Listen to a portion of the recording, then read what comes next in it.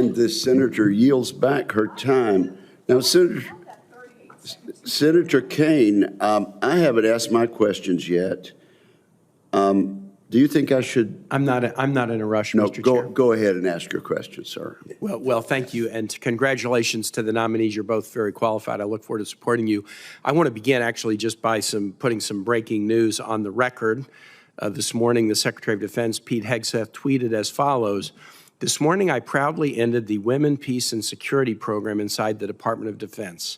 WPS is yet another woke, divisive, social justice Biden initiative that overburdens our commanders and troops, distracting from our core task, warfighting. WPS is a United Nations program pushed by feminists and left-wing activists. Politicians fawn over it, troops hate it. DOD will hereby execute the minimum of WPS required by statute and fight to end the program for our next budget. Good riddance, WPS," close quote.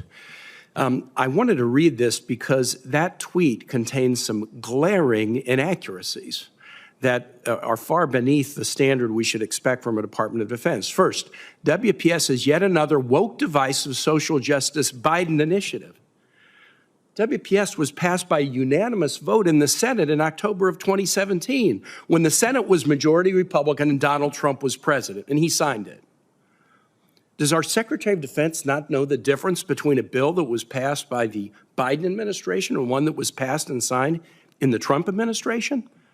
Secondly, politicians fawn over it, troops hate it. I return to the hearing this committee had to consider the confirmation of General Kaine.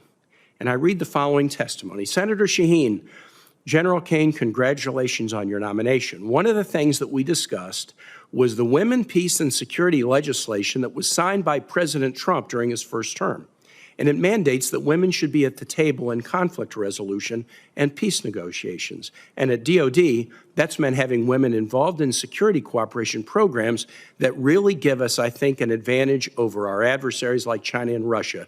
Just for the record, are you familiar with the WPS program, General Kaine? General Kaine, I am, Senator, yes. Senator Shaheen, and do you believe that it's a DEI program? General Kaine, I do not.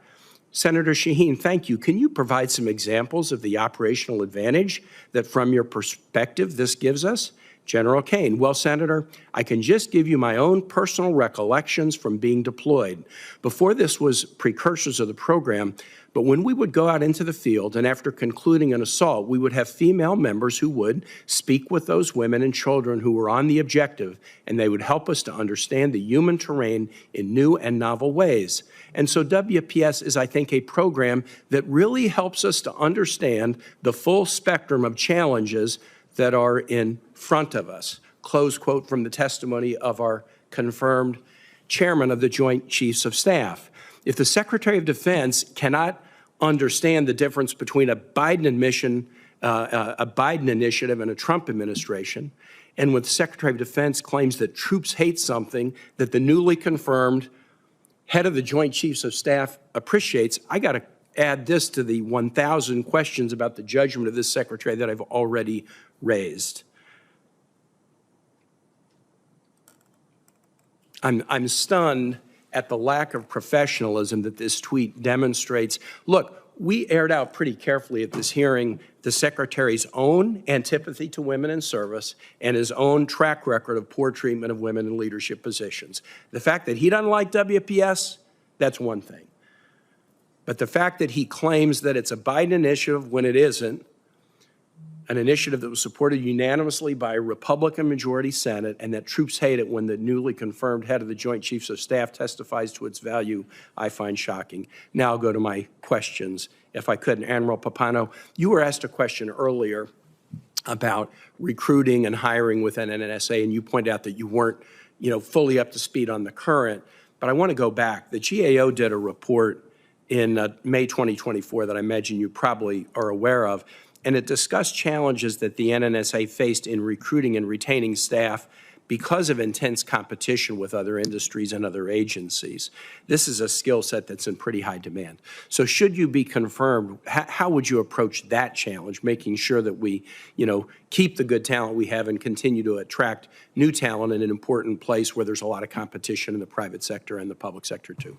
Thank you for the question, Senator. Yes, if confirmed, I will certainly advocate for the men and women of NNSA and the laboratories, understanding that there's a unique skill set critical to national security, everywhere from skilled trades up to weapons designers and nuclear physicists. And so it is sometimes hard to find those people, and we need to make sure that we are doing everything we can to go attract, recruit, train, retain those people as part of national security. And that could start everywhere from looking at programs in science, technology, engineering, and mathematics. K through 12, up to colleges, what opportunities we have out there to go get people interested in that line of work and develop them going forward. I'm sure you probably have the tools you need to do that. But should you find that you don't, please let the committee know if there are additional tools we can provide to help you meet that mission. Thank you, Senator. If confirmed, I look forward to working with the committee if I need additional tools. I yield back, having taken the 38 seconds that Senator Warren undershot. The gentleman has nothing to yield back.